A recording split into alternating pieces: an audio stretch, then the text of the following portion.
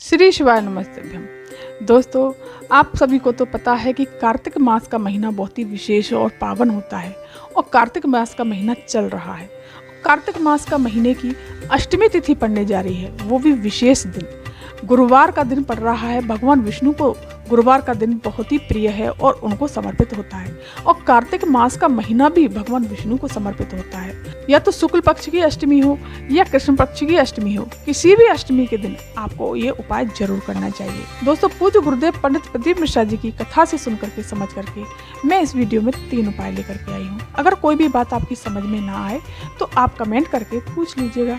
चलिए जानते हैं पहले उपाय के बारे में। जिस व्यक्ति का बुरा समय चल रहा हो, लक्ष्मी घर में नहीं आ रही हो, या फिर रोग बीमारियों ने घेर लिया हो, रोग बीमारी से ग्रसित हो, या धन संपदा से आपको कष्ट हो, या सफलता आपको मिल नहीं रही हो, बहुत कष्ट हो, तो आपको गुरुवार की अष्टमी पड़ने जा रही है कार्तिक मास की। इस दिन आपको ये उपाय जरूर करना चाहिए।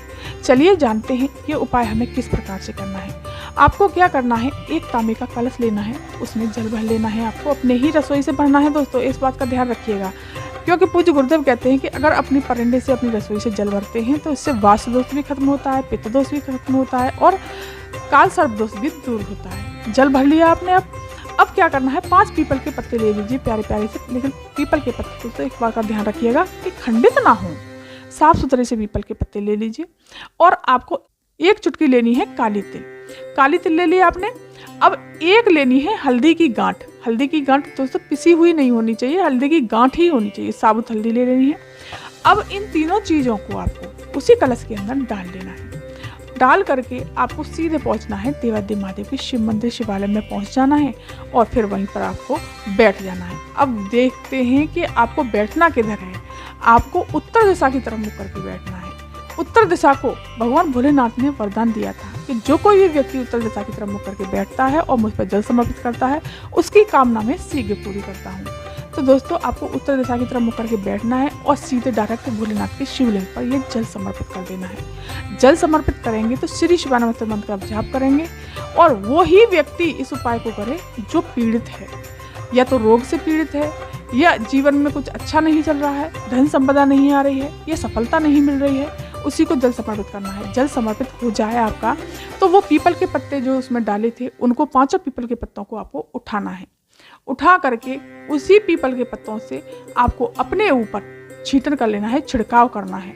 श्री शिवाय नमस्ते मंत्र का जाप करना है, या ओम नमः शिवाय बोलिए, या कोई भी मंत्र भोलेनाथ का बोल सकते हैं।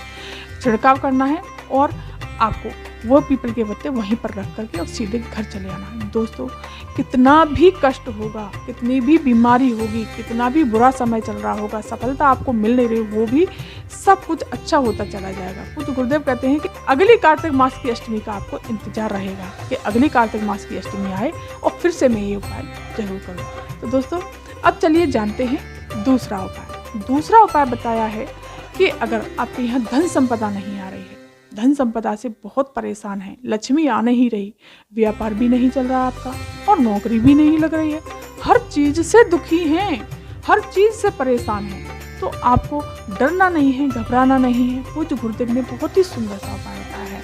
कार्तिक मास की अष्टमी के दिन ही किया जाता है ये उपाय कि 1 तांबे का कलश लेना है, उसमें जल भरना है और आप सभी को तो पता है कि फिर से उसमें गंगा जल डालना है। कार्तिक मास में स्नान दान का बहुत महत्व होता है, तो आपको उसमें गंगा जल डाल लेना है। गुरुवार का भी दिन पड़ रहा है। फिर आपको क्या करना है, 1 लेनी है बेलपत्री और 3 लेने हैं समी के पत्ते। बेलपत्री खंडित नहीं होनी चाहिए, इस बात का ध्यान रखिएगा। अगर बेलपत्री खंडित हुई तो दोस्तों आपका उपाय पूरा नहीं होता और फिर कहते हैं कि मेरा उपाय पूरा नहीं हुआ और मुझे कोई फल की प्राप्ति नहीं हुई। भोलेनाथ को खंडित चीज समर्पित नहीं की जाती, इस बात का ध्यान रखिएगा। फिर आपको इसे लेकर के सीधे देवादिदेव महादेव के शिव मंदिर पहुंचना है और सबसे पहले भोलेनाथ के शिवलिंग पर आपको श्री शिवाय नमस्ते मंत्र का जाप करते हुए समर्पित कर देना है। फिर क्या करना है, आपको जो बेलपत्री ली है, बेलपत्री के ऊपर ही आपको तीनों शमी के पत्ते आपको रख लेने हैं और माता अशोक सुंदरी के स्थान पर आपको छुआने हैं, टच कराने हैं। छुआ करके फिर वही बेलपत्री और शमी के पत्ते भोलेनाथ को समर्पित करने हैं। लेकिन कौन सा नाम लेना है आपको, चंपेश्वर महादेव का। कौन सा नाम लेना है दोस्तों, चंपेश्वर महादेव का नाम लेकर के ये चारों चीजें आपको भोलेनाथ की शिवलिंग पर समर्पित कर देनी है और अपनी कामना को कहना है कितनी भी परेशानी होगी धन से जुड़ी हुई, व्यापार से जुड़ी हुई, निश्चित ही आपको उस परेशानी से हल जरूर मिलेगा। दोस्तों बहुत ही सुंदर उपाय है। इस उपाय को करने के लिए पूज्य गुरुदेव इस उपाय के लिए भी बोलते हैं कि अगले साल की अष्टमी का फिर से आपको इंतजार रहेगा कि अगले साल की अष्टमी, कार्तिक मास की अष्टमी फिर से आए और फिर से मैं ये उपाय करूँ। आपके घर में धन संपदा भरी रहेगी, कभी कष्ट नहीं होगा। दोस्तों अब चलिए जानते हैं तीसरा उपाय। तीसरा उपाय है रोग बीमारी के लिए। अगर आपके घर में बहुत रोग है, जिस व्यक्ति को भी रोग है, दवाइयाँ लग नहीं रही हैं, बहुत कष्ट की जिंदगी निकल रही है, आपके सिर में भी दर्द है, शरीर में भी दर्द है, तो आपको डरना नहीं है, घबराना नहीं है। आपको क्या करना है, 5 पीपल के पत्ते लेने हैं।